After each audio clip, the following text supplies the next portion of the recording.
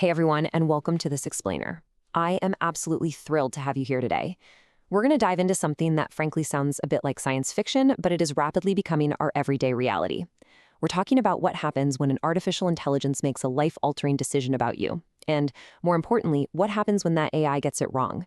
Today, we're breaking down Colorado's groundbreaking new law, Senate Bill 26-189, which is designed to hold these automated systems accountable. It's a truly fascinating piece of legislation, and it's going to completely change how companies use AI. Okay, let's dive straight into this. Here is our visual roadmap for today. We'll start with AI in everyday decisions, move into the covered domains, discuss your right to appeal, look at the Attorney General's enforcement, and finally wrap up with the 2027 timeline. Right here is the actual text of Senate Bill 26-189, officially titled Concerning the Use of Automated Decision-Making Technology in Consequential Decisions. This is the exact legal foundation we are translating into plain English today. We aren't just giving you opinions here. We are looking directly at the source material to really understand the boundaries and the protections that Colorado is establishing for its residents. Section 1. AI in Everyday Decisions. Let's set the ground rules. To really grasp this law, we first need to understand what it actually cares about. It's not trying to regulate every single piece of software on your computer. Basic spam filters or spell checkers? Not covered. Instead, the law focuses strictly on what it calls a consequential decision. This is a decision made about you, the consumer, that relates to your access to, eligibility for, or the provision of a covered domain. Basically, it targets algorithms and automated decision-making technology, or ADMT, that actively shape your access to major life opportunities. And that brings us to the very real counterpart of a consequential decision, the adverse outcome. What happens when the AI is used and the result is negative for you? Well, the bill defines an adverse outcome as a decision that denies you access, terminates your eligibility, or results in materially less favorable terms. Think about getting denied a job simply because an algorithm tossed your resume out. Or maybe you apply for a loan and the AI determines you should be charged a ridiculously high interest rate, essentially making it cost prohibitive, all because the computer said no. That is exactly the kind of adverse outcome this bill steps in to regulate. All right, moving on to Section 2, the covered domains. Where does the law actually apply? And this brilliantly illustrates just how broad these protections are. We are talking about major life events here. It covers employment and hiring. It covers financial and lending services, which obviously directly impacts your access to credit. It covers the lease or purchase of residential real estate in Colorado, and it even extends to healthcare services, insurance, education enrollment, and essential government services.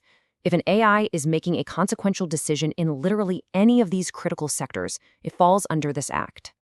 Now, you might be wondering, okay, but what if the company using the AI isn't even based in Colorado? Well, the law is super clear on this. The definition of a consumer under this act includes any individual whose access or eligibility is evaluated by an entity doing business in Colorado.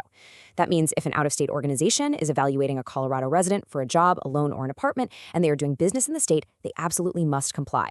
It does not matter if their headquarters are in Silicon Valley or New York. If they are evaluating you in Colorado, these protections apply. Section 3, your right to appeal. What to do when the computer says no. This is absolutely crucial. The law outlines a very specific consumer complaint and appeal process directly with the company or the deployer of the AI. Let's walk through it. Step 1, you experience an adverse outcome. Say you're denied access to credit or rejected for a job. Step 2, the deployer is legally required to provide you with a plain language notice within 30 days. They have to tell you the role the AI played, what data it used, and explain your rights. Step 3, this is where your power comes in. You have the right to request a correction of any factually incorrect data the AI used. And, more importantly, you can request an opportunity for meaningful human review. You can literally demand that a real human being at that company checks the AI's math. But let's pause for a second. What does meaningful human review actually mean in practice? The law defines this very carefully.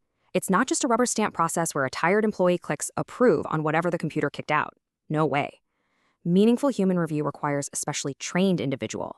They must consider relevant primary evidence, they must have the actual authority to override the AI's decision, and crucially, they cannot simply default to the system's output.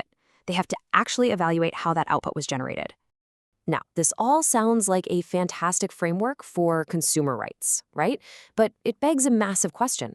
So what does this all mean if a company just flat out refuses to comply?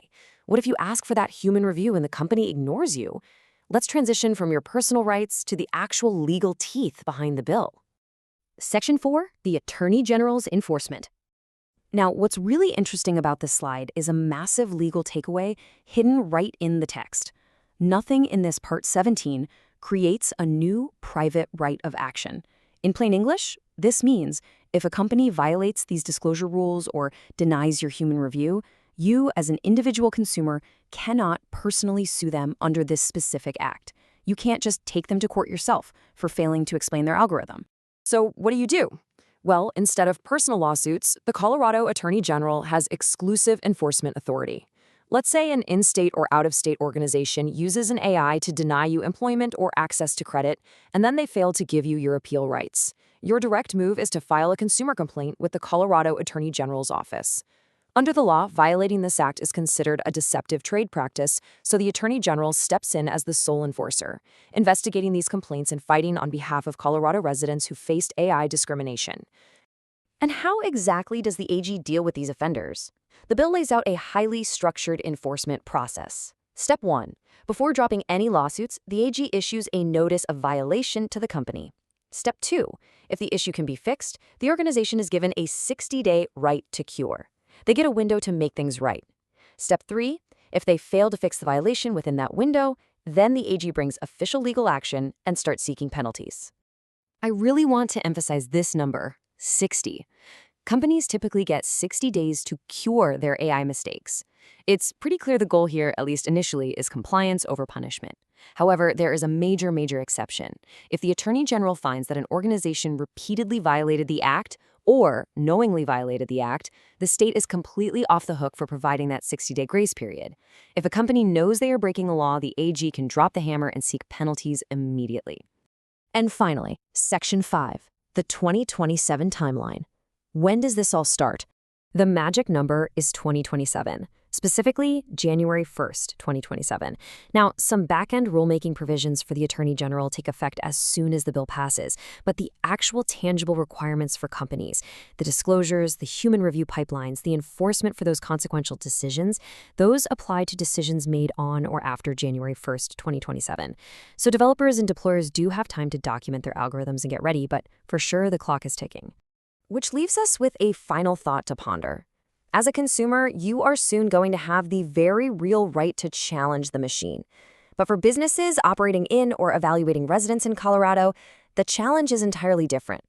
When life-altering algorithms are finally held to human standards in 2027, will your organization be ready? It is a fascinating shift in accountability, and I really hope this explainer has helped you understand exactly how it's all going to unfold. Thank you so much for joining me today, and keep learning.